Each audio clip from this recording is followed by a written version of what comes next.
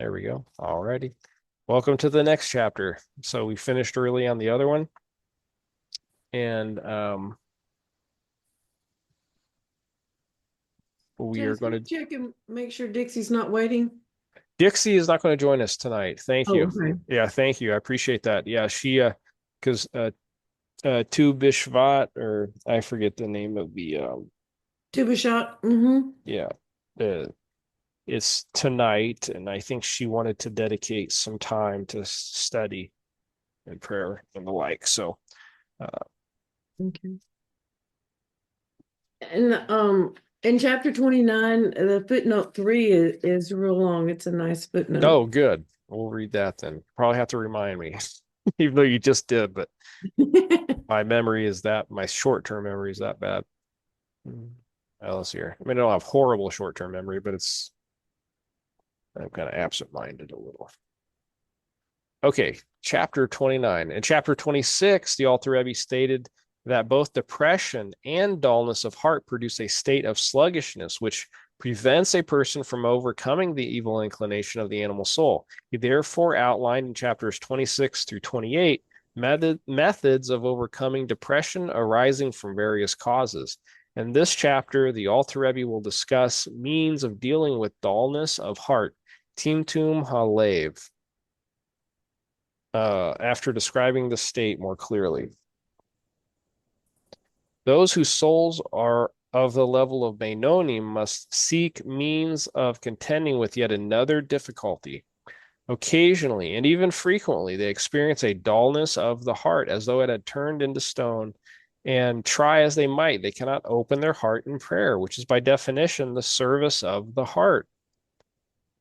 Hasidus explains that prayer is the service of the heart in a twofold sense. A, it takes place in the heart, for in prayer one strives to extend his intellectual apprehension of godliness into the realm of emotions experienced in the heart, the love and fear of God. And B, the object of prayer is the heart, for in prayer one tries to transform the nature of his heart, to steer it away from the mundane desires to which it naturally inclines, and to direct it instead toward a yearning from the spiritual and the godly.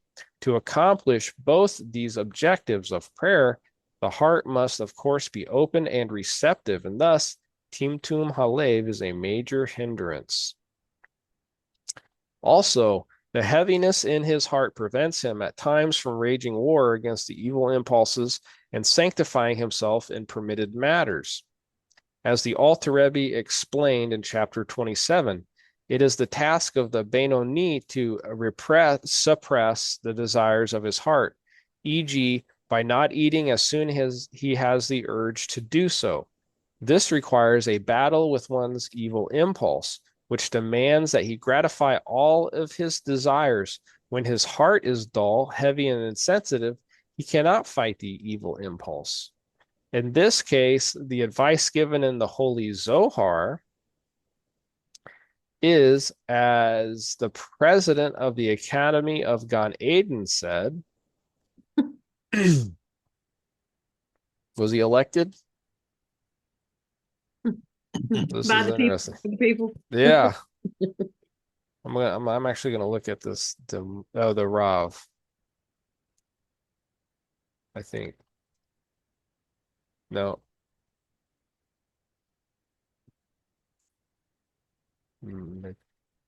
I don't know that word.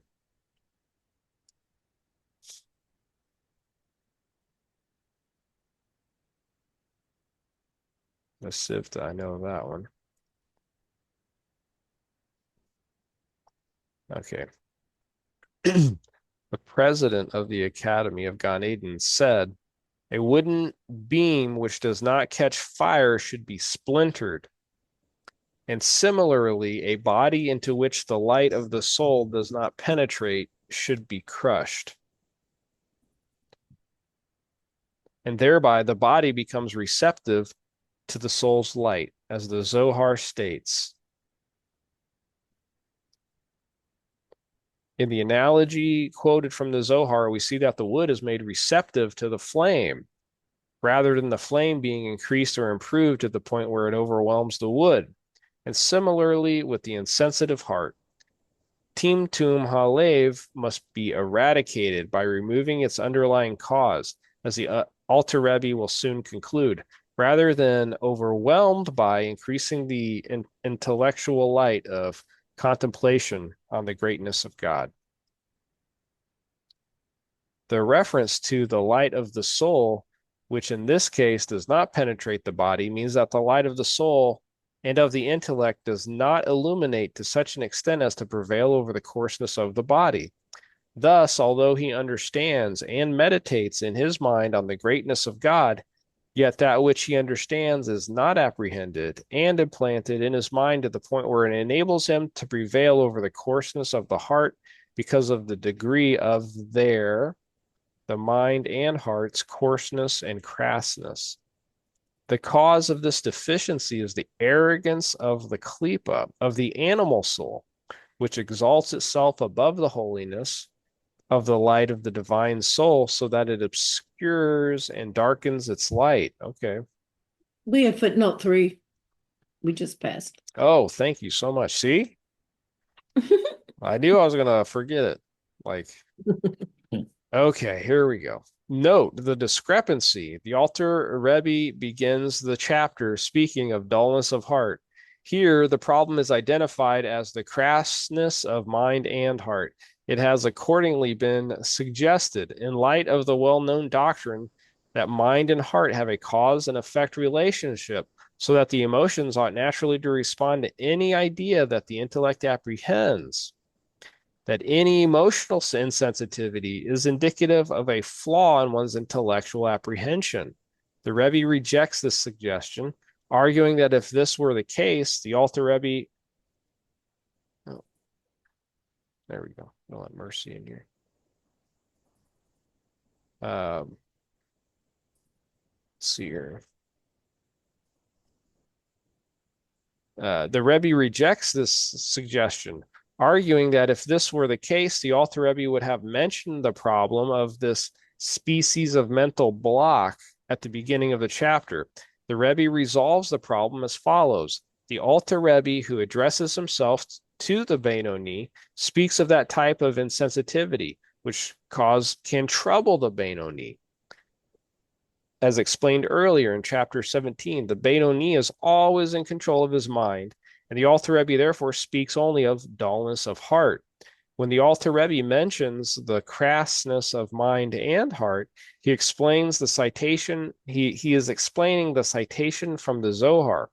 The statement of the Zohar, while applicable to the Benoni as well, which is why the Alter Rebbe cites it, does not address the Benoni exclusively. It obviously deals with the Rasha, too, who is not a master over his mind. He indeed has a dual problem, the crassness of his mind as well as of the heart. Hmm.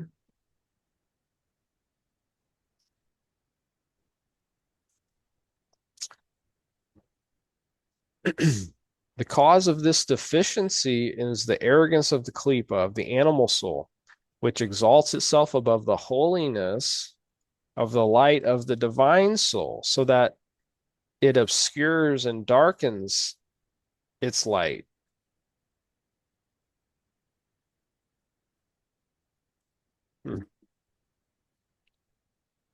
Root word is same root word as citra, I believe.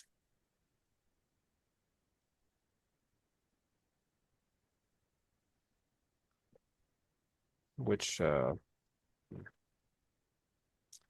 therefore one must crush it and cast it down to the ground, such as in the previously quoted analogy. The beam is splintered so that it can catch fire. The Alter Rebbe now proceeds to explain how this is accomplished. He points out that the personality of the Benoni is his animal soul. When a Benoni says I, he is referring to his animal soul.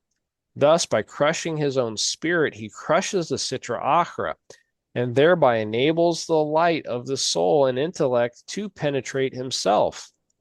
This means that one must crush the Sitra Achra and cast it to the ground by setting aside appointed times for humbling oneself, and considering himself despicable and contemptible, as it is written. Now, a broken heart leads to a broken spirit.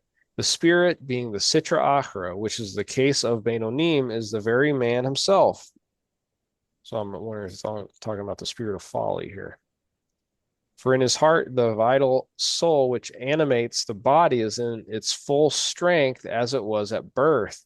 Hence, it is indeed the very man himself. With regard to the divine soul within him, it is said, the soul which you gave me within me is pure. That's from E.30b, I believe. Barrowhood 60b. Oh, I might have found another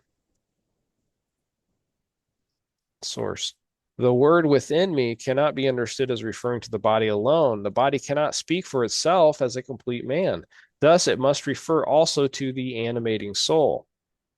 Therefore, the words which you gave within me imply that the man himself who is saying these words is not identified with the pure soul, i.e., the divine soul is a thing apart, which has been placed within this me, the body and animal soul, except in the case of the tzaddikim, the righteous ones. So the Benoni, if you don't remember, is the intermediary, the intermediate man, excuse me, not the intermediary. He's the one that sits between being a tzaddik and Russia. Rasha. That's Right. right. The most evil, right? He's Right. not. He's like wavering between the two, trying to figure out his way. Right. He's constantly in battle. Well, yeah, he can never, I shouldn't say he's constantly, but it's always at the door where he's got to always be on guard. Yeah. Um, with them, the contrary is true. The man himself is the pure soul, i.e., the divine soul, while the body, excuse me, while the body is called the flesh of man, i.e., secondary to the man himself, the divine soul. I had that. I'm so glad they answered that because that was a question I had about Nida 30b, which it says the soul that you placed within me. Now that, which is interesting because that's talking about all non-Jews. If it's, excuse me, all humanity, I believe. And so what that would mean is that all of humanity, when in their mother's womb, would have had a nefesh elokis. And then what happens? It must go maki right after birth. It must go hover above. That's interesting. Okay, I'm speculating there, but those are like my that's like my experimental thoughts. So till I get answers, I'm a little hidouche, I guess. Okay. That sounds like an out of body experience at birth. Yeah, really like yeah, the Nida 30b, that's what we talked about in I forget class 14 or 15, I forget now. But it's the do I have it brought up here? No, I don't. But the soul, like how it develops in the baby's as a baby in the mother's belly, and the baby is taught the Torah, and it swears an oath to be righteous and not to be wicked, and it appears it's talking about all humanity. And what this is, and it in that same Nida 30b uses this praise, the soul which you gave within me is pure. Now, what that means is that for a regular Adam, a regular human being or whatever, a human being, a thinking human being, that would mean that all of humanity learned Torah, and then they took an oath, and this is talking about in the mother's womb, and they took an oath to be righteous and not to be wicked. But it uses the term the soul you gave within me is pure. Well, the thing about that, matter of fact, I think I've got this up. From Modéoni. Yeah. Yeah. So there's here, I'll just show you some of the notes I have. Um, right here, Nida 30b. Um, I'm sorry if you can't see that too well. I don't want to mess up the sizing. Sorry. But these are just some of my notes for like a little article. But anyways,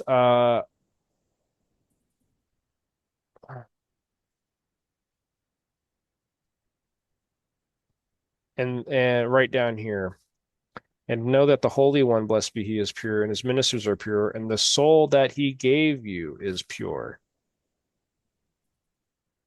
So that seems to apply. This answers my question, which is this, and this is Earth. This is pretty groundbreaking stuff. What this means right here, because this 30b is talking about every human being, because the references that they use are from Yov, and which was a non-Jew, and also um, Nida 30b is talking about the handmaidens, the pregnant handmaidens of Cleopatra, which I would assume are not Jewish. They're Egyptians. Um, why is this important? Because it's talking about all non-Jews, and all non-Jews are we just found a third thing. The first thing was that all humanity is taught Torah in their mother's womb. Two, they swear to they take an oath saying to be righteous and not be wicked. And three, now we're realizing that this soul right here is the nefesh elokis. So what this means, it appears, unless somebody can prove me wrong, but from what, and this is big, this is a big deal. Uh, I don't know if anybody's going to tell you this. And it's not so much me telling you this as it's what we just found from what the Talmud is saying, and then applying it in Hasidus, which is the soul which you gave me is pure. This is talking about all of humanity. So all of humanity was given a godly soul. Now, does that mean all of humanity is in touch with that godly soul? It doesn't appear so. And we learned earlier in the Tanya that when a person sins, the nefesh elokis goes makif, it like leaves because there's impurity, and the nefesh elokis cannot dwell where there's impurity. So my theory or my hidush then is that furthering what we've been talking about, which is the umot ha'olam, the peoples of the world, the peoples of the concealment, what are they concealed from their perspective? They're concealed from this nefesh elokis. They're concealed from this revelation of godliness. Now, from Hashem's point of view, everything is one. But from the person that is in concealment, it's like, heaven forbid, but it's like Hashem doesn't even exist. Um, and that's different, of course, for the Hasidei Umot Ha'olam and for Jews. So there's the Umot Ha'olam, there's the Hasidei Umot Ha'olam, and then there's the Jewish person.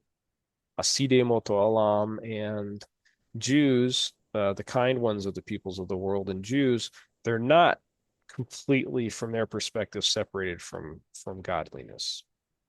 They have an element of bittul, but they just don't see it clearly. And then the separation, the difference between Hasidei Umot Ha'olam and Jews is the fact that Jews, that Yisrael, their parents actually like impregnate them again with this secondary soul, this godly soul. They impress it on their children through Torah study and mitzvot, through Torah and the commandments. Particularly the for men, it's a boy's 8th day. He gets circumcised, so it literally pierces his animal soul, like, or yeah, not only does it pierce his animal soul, but the actual enlivening of what the animal soul enlivens, which is the body. So, so it pierces. That's kind of what Mila is about. You're literally injecting a nefesh elokis into the nefesh behemoth. So, wow. So this is amazing. I don't know if you guys understand what I'm talking about. Maybe I'm like just on a, I can kind of picture it. yeah. So like in Malchus, it's an aliyah up to Yesod. It's connecting. Yeah, it's connect. Yes, right. So, um, right. So avodah zara, anything that's avodah zara disconnects Yesod and Malchus. Um, when bris milah, for instance, that's a pretty good uh that's I think reconnecting with the Torah and mitzvahs. So you're starting to unite the name of Hashem. You're starting to bring things down properly, and it gets the flow going, so to speak. With the Umot Alam, people that are in complete concealment. And unfortunately, that's translated as non-Jews. That's really not a good translation. That'll probably create anti-Semitism, so I'd stay away from that. It really means people of the concealment.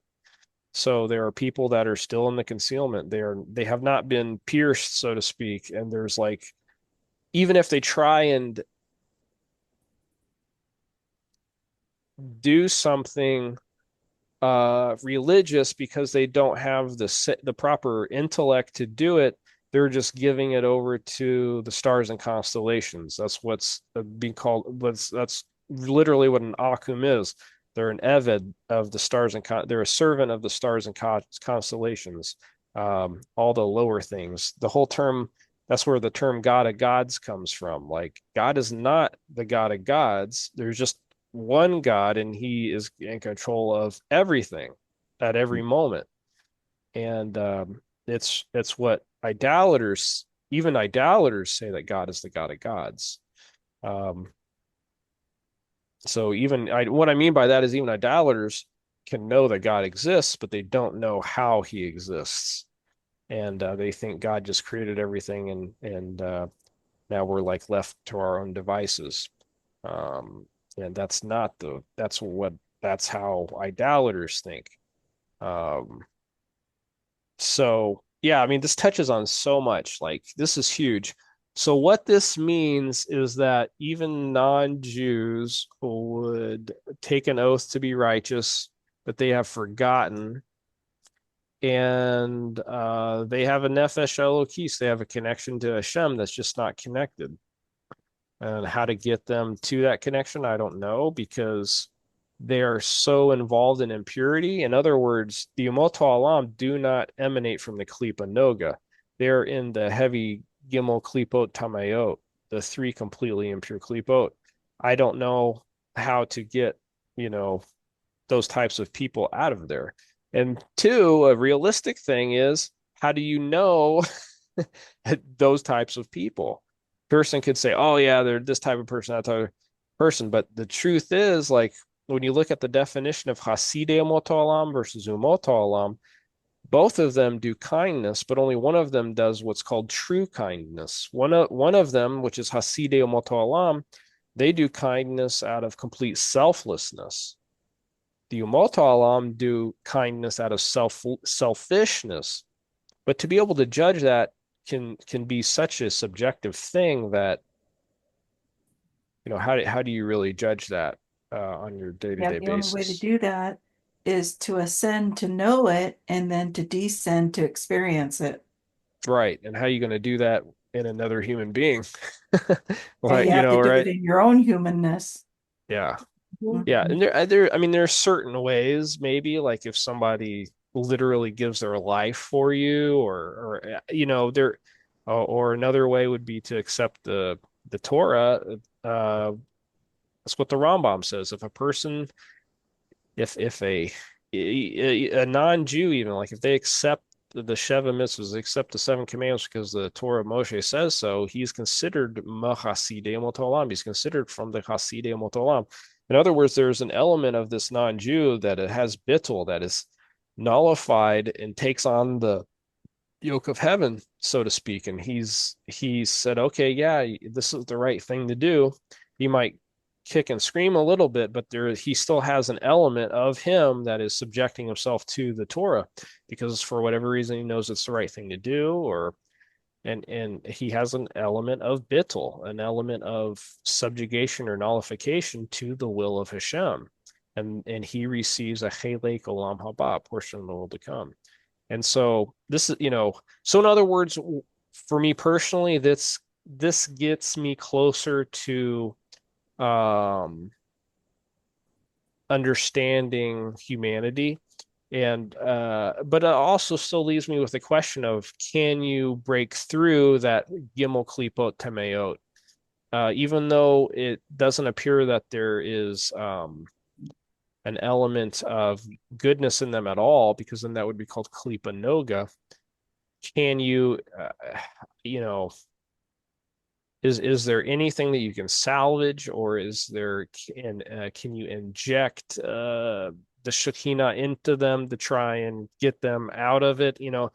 Those are just questions that I have, but and I don't know the answers to. Um, so this is very interesting topics. For instance, um, Maybe it's the hope that they can actually perceive the Shekinah within right. another. Oh yeah, that's another way to do it. Yeah, it's not Yeah, not even so much you doing it. It's maybe I it's their part, yeah, their part, and Hashem working through yeah. them. Now, Yeah. now Mhm. let me share something else with you guys.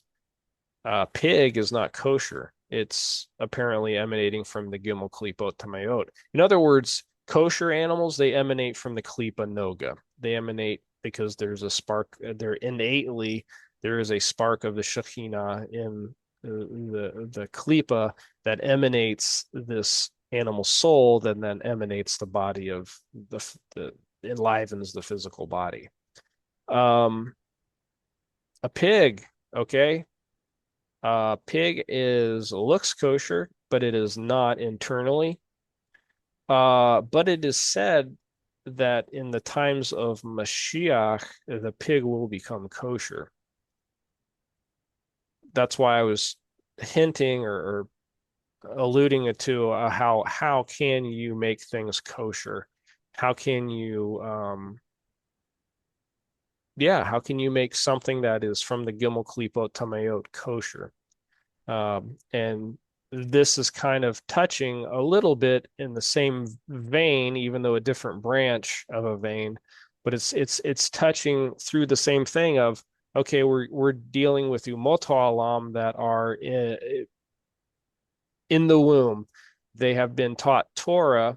They have sworn oath to keep Torah, or to be righteous and not wicked. And two, they apparently had a godly soul, a nefesh elokis. But when they're born, like everybody else, that nefesh elokis goes makif, it goes above. It's no longer internalized. And I think the Alter Rebbe also says that uh, with the klipot tameot, the three completely impure klipot, it's makif. The godly light is makif. So these are questions. These are and but do you see what I'm saying? Like this is extremely profound things that could really change humanity and change the way not only people view Judaism, but how I shouldn't say it changes, but it changes the perspective of people on how Hasidus views people, all of humanity. So it's kind of like cutting edge stuff. Not only are we non-Jews studying Hasidus, which is kind of cutting edge, but we are finding some really deep things here. Um, so uh, I don't know if you guys realize those implications or not, but it's a big deal. Um, the whole aspect of the pig becoming kosher and things like that, because not in a time of war, Yisrael can eat pig. Now, here's the deal, though. Even though they can eat pig, or maybe it's to save a life, maybe they're starving and they need to eat pig. even though the the prohibited becomes permitted right there, it still carries the truma, the I believe that's the right word, but the impurity. And it's not until the grave, through the cleansing of the grave, that that impurity goes away. So my question then is, what happens when the pig does become kosher, or if it does? Because there's it's an opinion, and there's another opinion that says it doesn't. But I'm thinking we're touching into the same aspect here, which is you have the Omoto Alam, which their animal souls emanate from the Gimel Klipot Tameot, the three completely impure Klipot husks.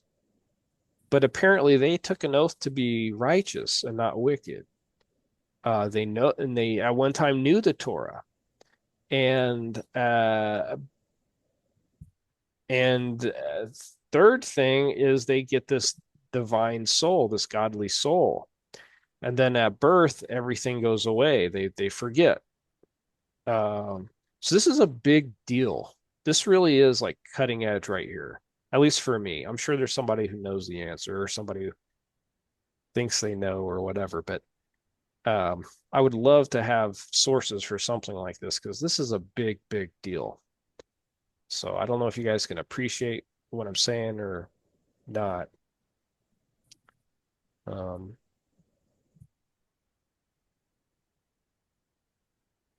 I think it just bothers me personally because when I see somebody, I think to myself, I don't have the wisdom. It's not their fault. It's more of my fault, right? Like I don't have the wisdom to talk to a person that needs help. um, so this bugs me. This is just a life, like a bug in my mind that is James, constantly. What? can a Mashiach be considered a non-kosher pig or a kosher pig, I should say? I mean, if we A look at, Mashiach. yeah, if we Maybe, look at where he's coming from right. Well, to finally be, right? right. Right. So here's kind of like a theory I have. And there's times when a non-Jew has been called Mashiach. And Mashiach, it has the same gematria of Nachash. And this is just my opinion. I so I don't have a whole lot to just from my experience too. Um, be, because it's Nachash and Mashiach and the Nachash can help and it can hinder. And the bronze serpent, the bronze Nachash that Moshe made, which is the Nehushtan, it healed at one point, and then at the one time with King Hezekiah, it hurt, and therefore he had to destroy it.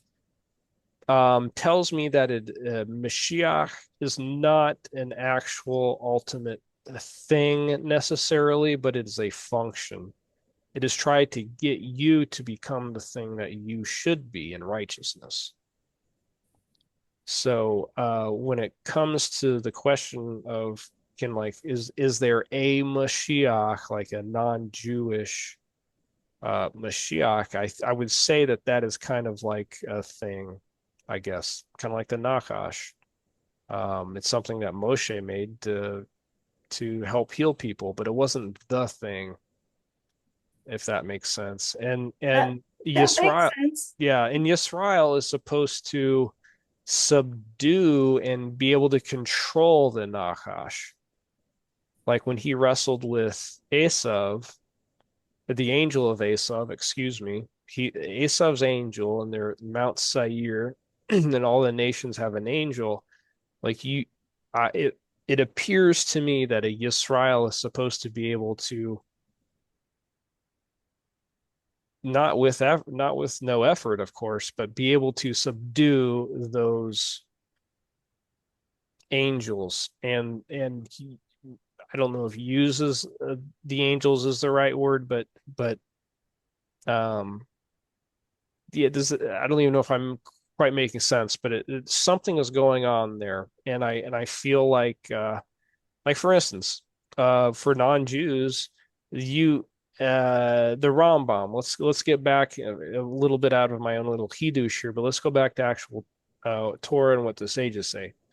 The Rambam says for Christianity, for instance, he says that Christianity did a really good thing in the fact that it brought God consciousness to people who did not have a God consciousness. So, in my view, that's and how do they use that? They use a Nakash like device, spiritual device, so to speak. The problem is, of course, it can help people come closer to God, or it can be turned into a Vodazara, like it did in King Hezekiah's time, and he had to destroy it. So the Nachash has the same gematria as Moshiach, and I believe that that's one of those things. And there's a difference, though, between the Jewish Mashiach, and here's why, because I think a Jewish Mashiach, and again, this is my Hidush, um, even if somebody tries to turn the actual Mashiach, Jewish Messiah, into an idol, they are not going to be able to because the Mashiach is going to tell them to keep Torah. And what does the Torah say? Don't worship idols. So in other words, it could be the actual Jewish Mashiach is actually it's it. There's no he's not going to fling you back into a Vodazara accidentally or whatever. It's you can only get closer, I would say, or at least some kind of bare minimum that's still kosher. Um, but those are my theories, and I don't know, but that's also just from my experience of things. So that's what I think about that. And I think Mashiach is just something that helps you. Well, I think what I'm summing up is actual what's called Metatron, right? So there's a deeper concept called Metatron, and I think that's kind of what that is. He's the guy that helps you if you need help, and so uh, Perhaps that's the same thing with the kosher pig. well, yeah. The thing with the kosher pig, I don't know. I mean, I think about that. I think it's because the kosher pig, it looks kosher on the outside, but it doesn't ruminate on Torah. It does not ruminate. It's not a ruminant. But what happens when the pig starts to learn Torah and starts to speak Torah and it starts to ruminate on Torah? Then maybe it does become kosher because it becomes like a ruminating animal. So, uh, and on the outside it looks kosher. So that's a chidush I have for that topic as well,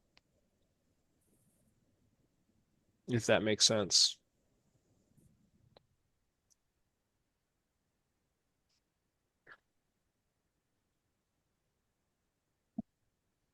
I just found a thing that says the pig of return.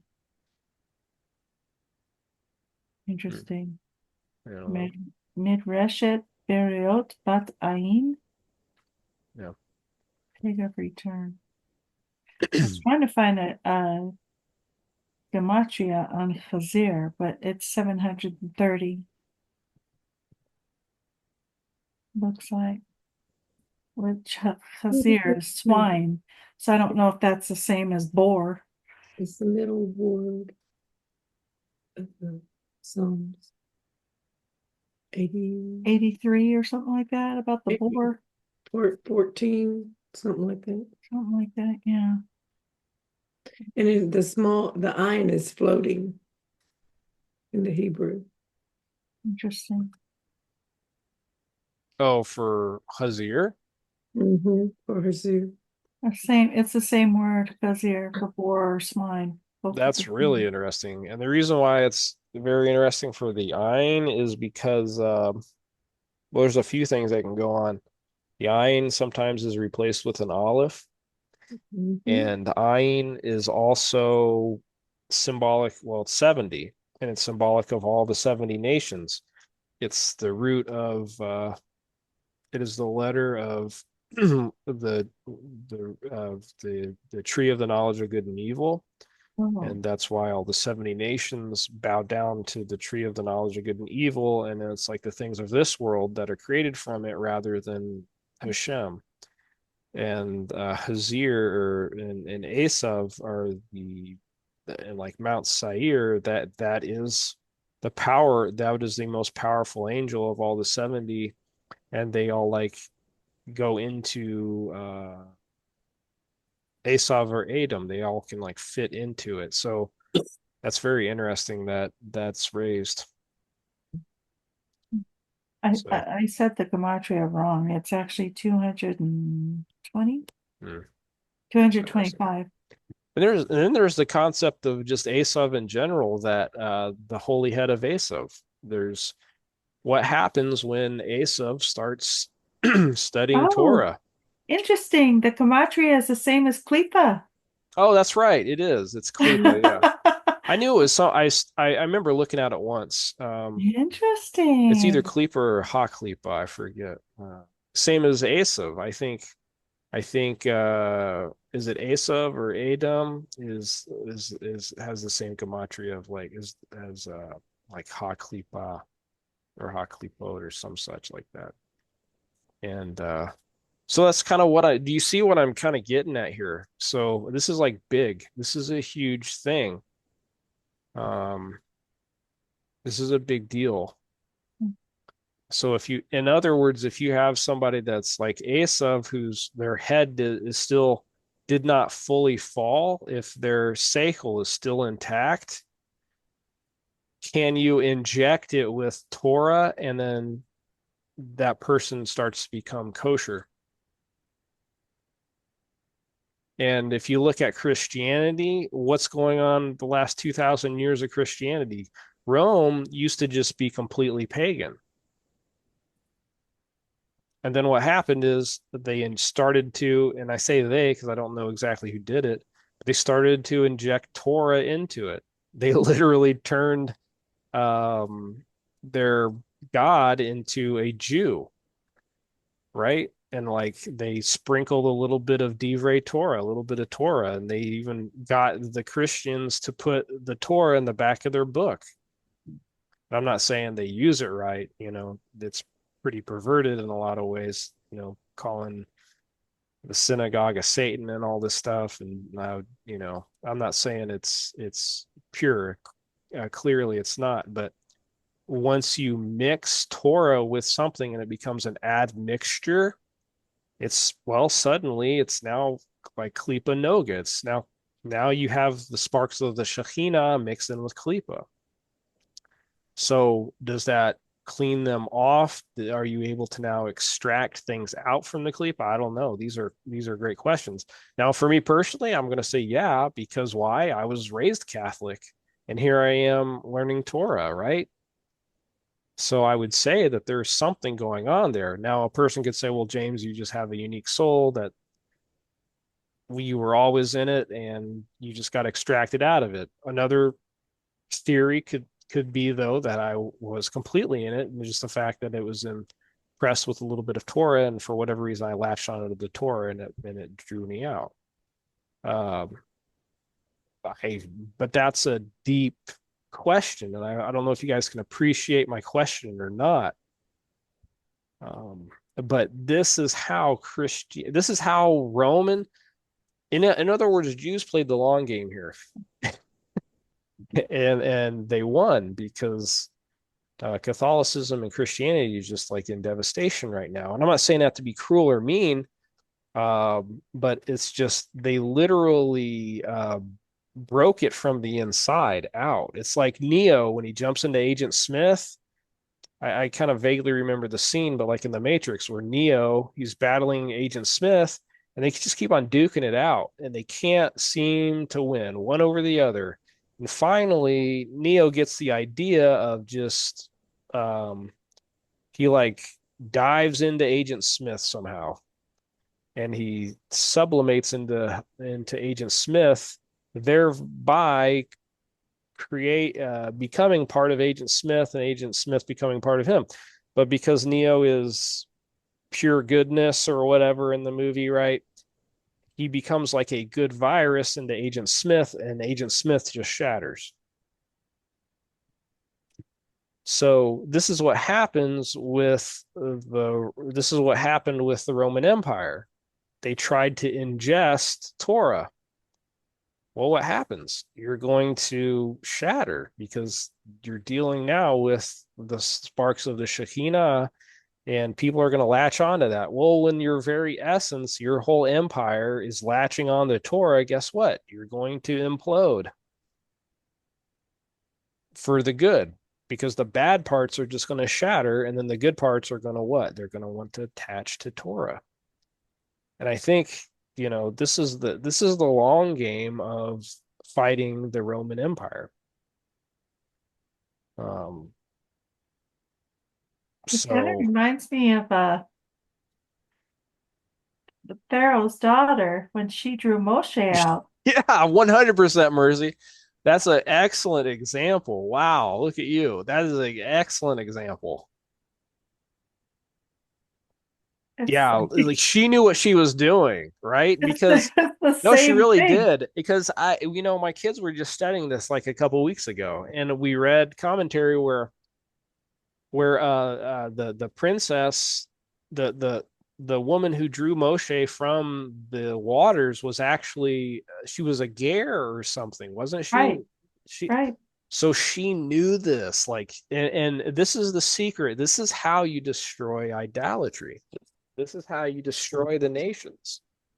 And I'm not saying that in a political sense. I'm saying that as an idolatrous sense. In Right. other words, this is how you destroy idolatry. So you literally inject it with an anti-venom. So yeah, this is amazing stuff. Moshe, we just learned um about Pharaoh. He did not know uh Hashem is Elohim. He knew about Elohim, he knew about the God of gods, but he did not know about Hashem. He did not know about the name.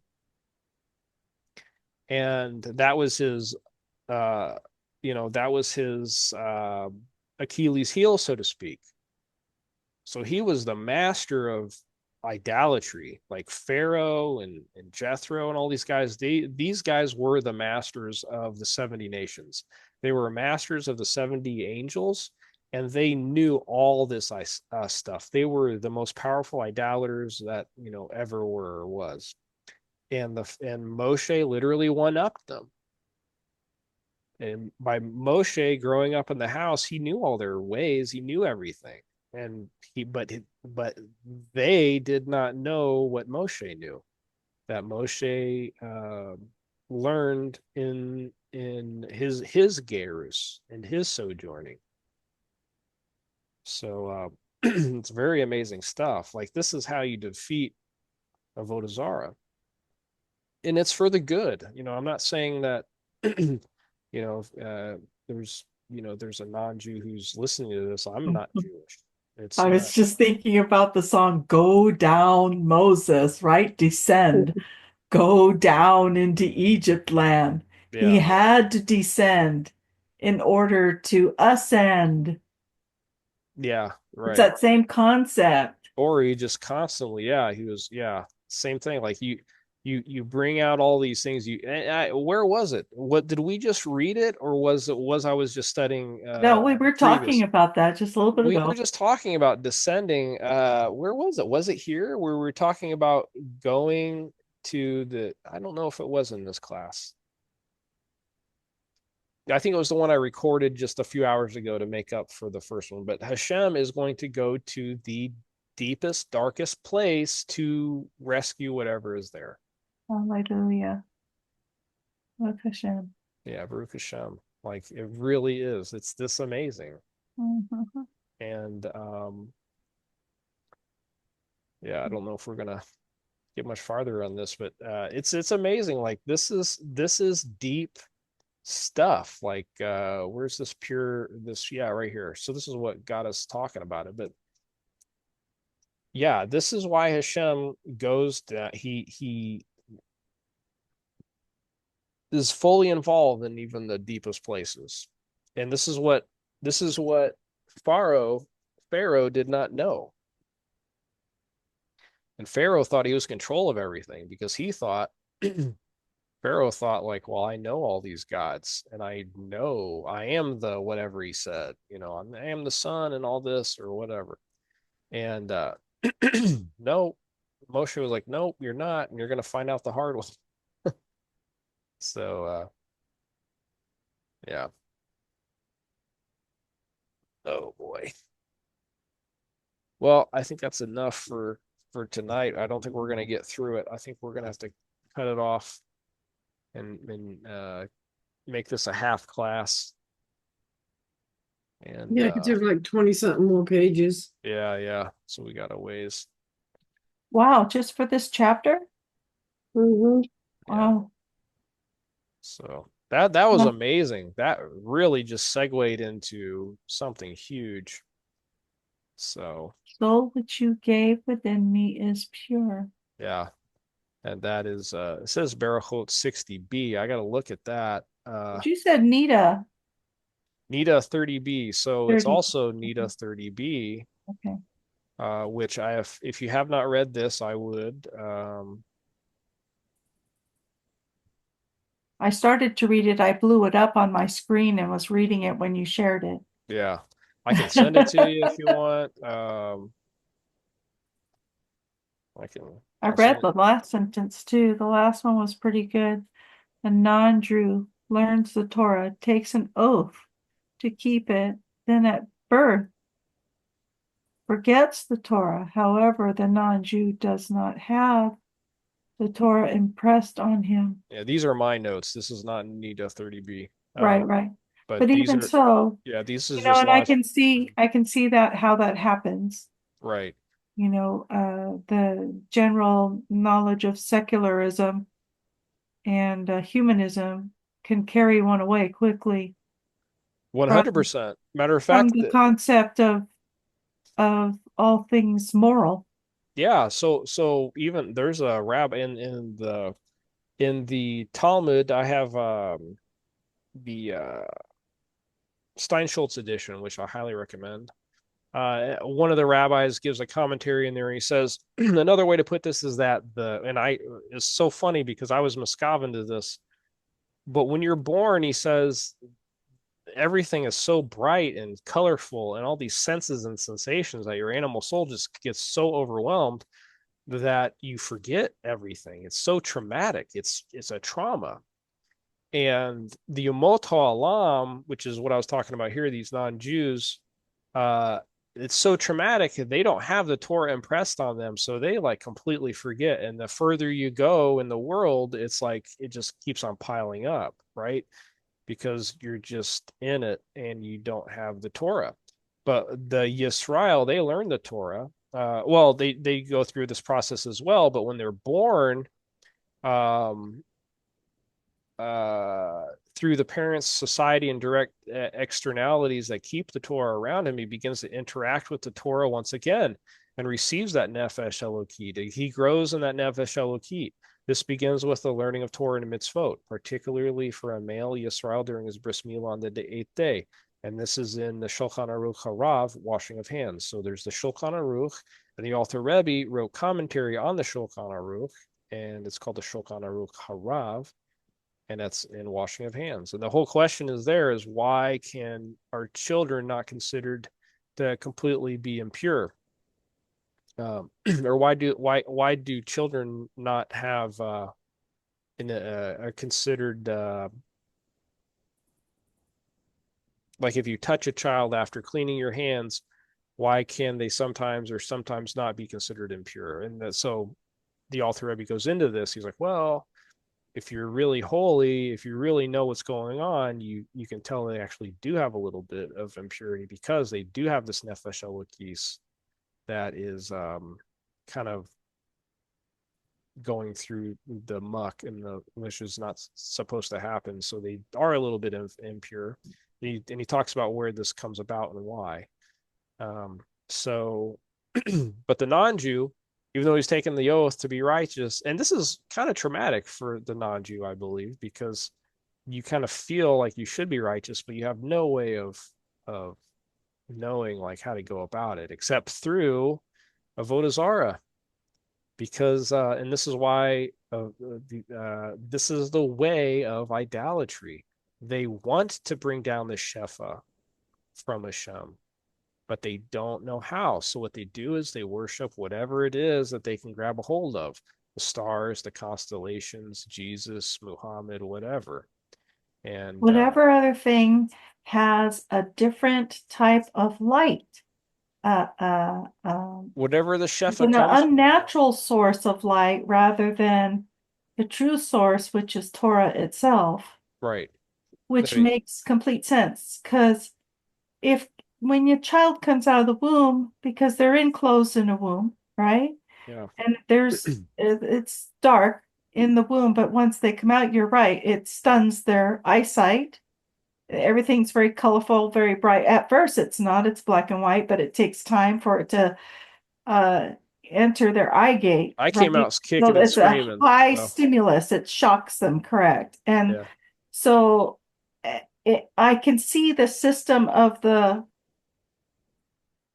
kosher pig at work, if that is indeed a system like the klipot, so to say.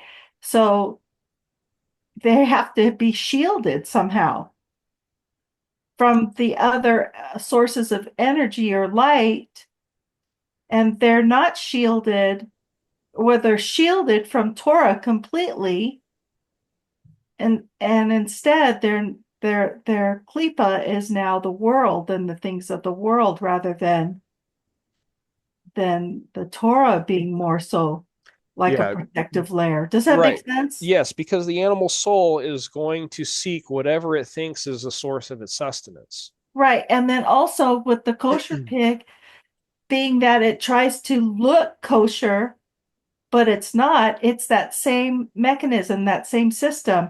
The world looks kosher, but it's not. It's the Torah that's kosher. You see Oh, what I'm right. saying? Yeah, totally. Yeah. So make something look like it's giving you shefa, Right. and then people will be completely drawn into it. And then you can and Right. then you can suckle off those people all you want. You know, Wow. Wow. that is Now I idolatry. see it. Now I Yeah. see it more like a system. Yeah. Wow. And that's they get in between Malchus and Yesod, and they literally suckle off the shefa. And that's what basically what the Erev Rav is. And I'm not just talking about Jewish Erev Rav. I'm talking about any type of Any soul person, that's like yes, that. any kind of person in a high place that just, you know, for they might not have necessarily bad motives. They just don't know what they're doing. Mhm. That's why it's called the lies of their forefathers. They just there don't get me wrong, there are people that do know what they're doing and it's evil.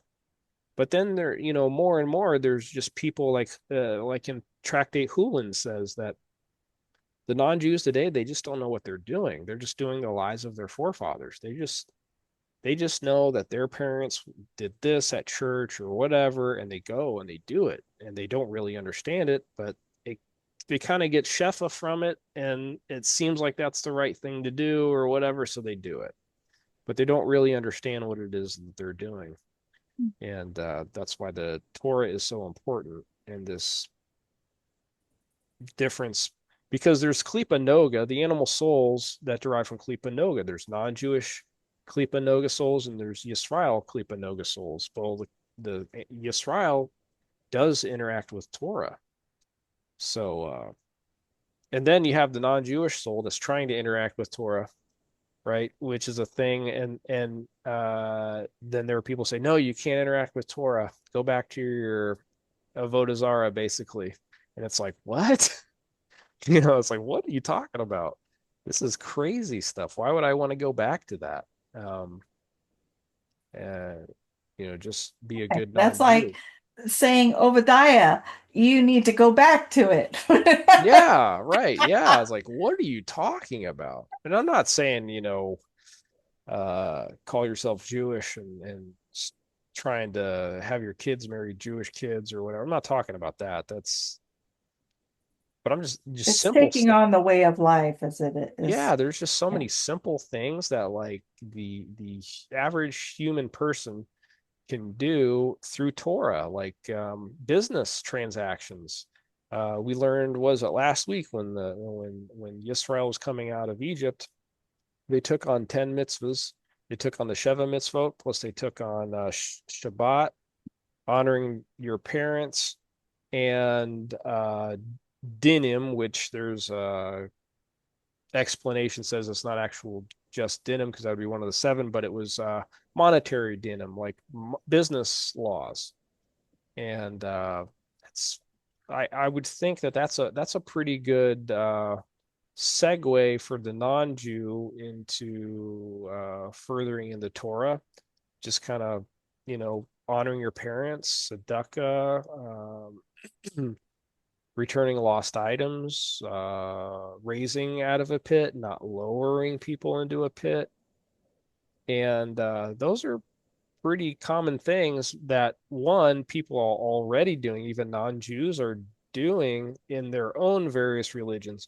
Why not have them do it properly within the Torah so that they could be considered mitzvah ve'oseh in those mitzvot? And they can do them properly rather than learning from the Sarim, their angels, and then them worshiping their angels. Why not just have them do it properly in Torah and then they can say, thank you, Hashem, Baruch Hashem, rather than blessing these angels. And again, mischanneling the Shefa and mischanneling their praises, which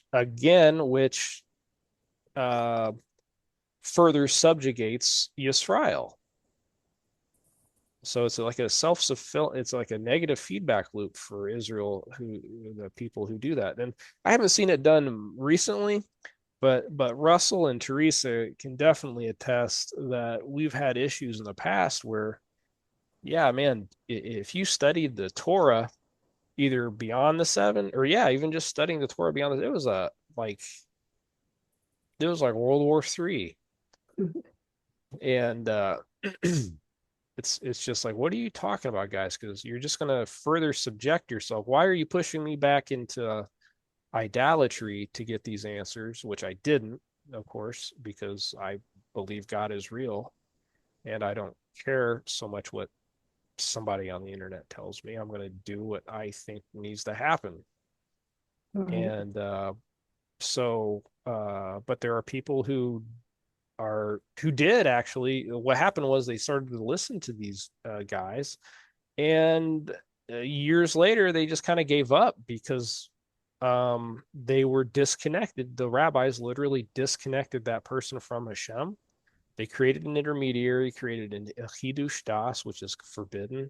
It's forbidden to create an intermediary, and that person was cut off. And they went back into celebrating uh, Christmas and all this stuff, and or got into depression, or just forgot about religion in general, and because they were just so fed up with it.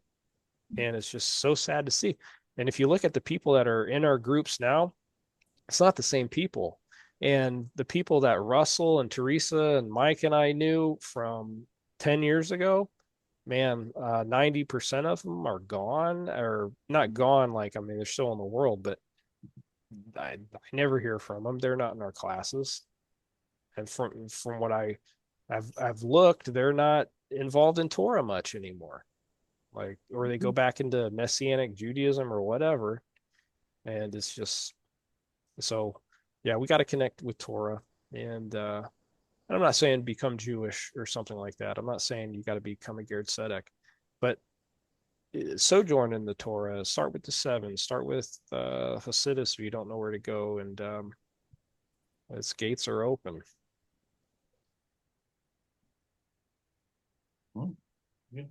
Yeah, this is a long class. I don't want to get off my soapbox, but We're yeah, this is an amazing thinking about class. Russell too long. Yeah. Soapbox. But this was a good class. And Mercy, you do a great job of bringing up some insightful things. So I appreciate it. Oh, no worries. I enjoy the class. It helps me, even if I get just a little bit. I fell asleep tonight before the class. I was like, ah. Yeah. I didn't mean to do that. I was really trying hard to stay awake, but No, it's good. always a good class. I really enjoyed the Tanya, and thank you so much for providing it for all of Yeah. us. Yes. Oh yeah, I appreciate facilitating and thank you guys for joining. I really appreciate it. And even though I got a little preachy today, I guess, but That's all right. We'll Good. forgive you. yeah, thank you, everyone. Good night. Thank Take you. care, Russell Good and night. Teresa. Thank you, Mercy. Thank you. Bye. Yeah.